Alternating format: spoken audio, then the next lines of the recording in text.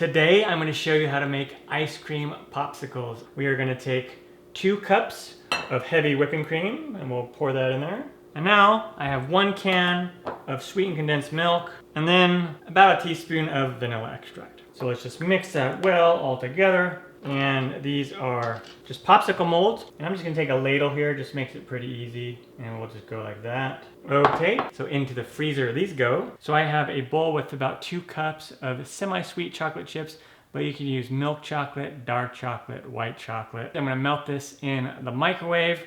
You can do it with a double boiler as well on the stovetop. I'm gonna put it in there for about 30 seconds, stir, 30 seconds, stir, until it's melted. It's still probably gonna be too thick to dip. And so what we'll do is we'll take some oil. I have about a 1/4 cup of oil here, and I'm not gonna put it all in at once, just a couple tablespoons at first, and it's gonna thin it out and make it easier to dip, and also just help get us a nice thin coating. Still a little thick.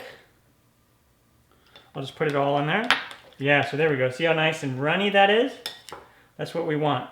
Take it and pour it in a glass. So let's just take this out of this mold here. You just push on the bottom and then push the bottom of this stick. We can pull this out and then go right in, dip. And just let the excess drizzle off.